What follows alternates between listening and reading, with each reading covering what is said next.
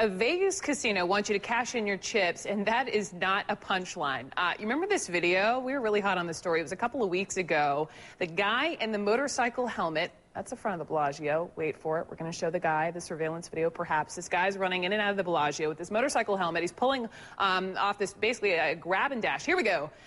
He's dashing. This is the robbery at Bellagio Casino. This is just a couple of weeks ago. Well, the bandit made off with $1.5 million in those chips. Most of them were valued at $25,000 apiece. Well, the Bellagio getting pretty smart, making it harder for the thief to have a payday by putting its gambling patrons on notice. Here's what they are now telling everyone. Redeem your $25,000 chips by April 22nd.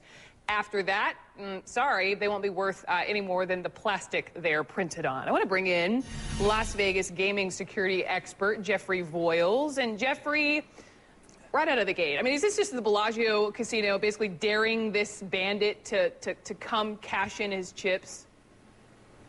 Well, Brooke, yeah, absolutely. They're trying to tighten up the window for him for redemption. And, you know, it was difficult for him in the beginning to even do that, but even more difficult now with an April 22nd deadline.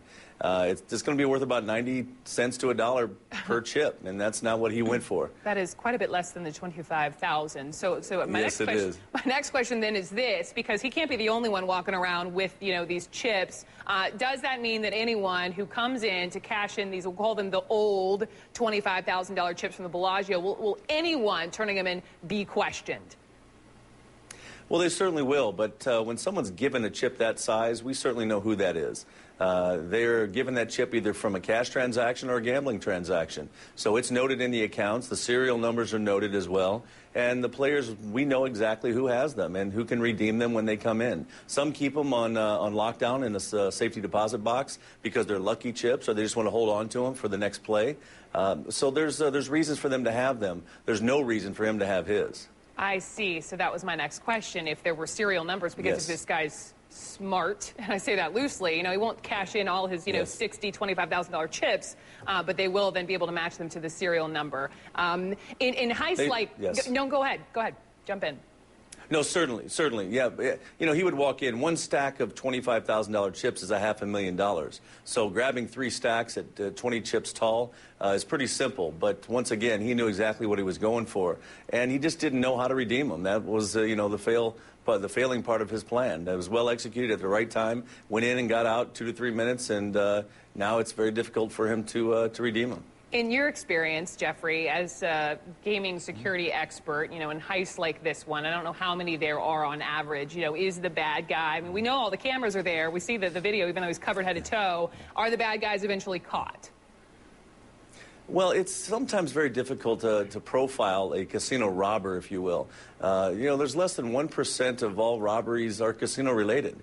So it's the profiles are far and few between. So it makes it more difficult based upon that. But most of the casino robberies are more sophisticated. There's collusion-based. There's a lot of intel. They get in, they get out, almost like the Ocean's 11, but not to that extreme. But they certainly take time to plan these things because they know there's a lot riding on this, and there's a lot of people watching.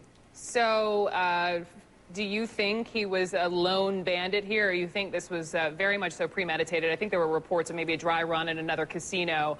Do you think he was the only guy working this, or there was very much so a lot of collusion, to use your word? Well, there certainly is collusion, and I'm not sure if it's, I don't believe it's within the Bellagio property, but it's certainly collusion with other people. But if it is within the Bellagio property or any casino property, this is very, very dangerous for casinos.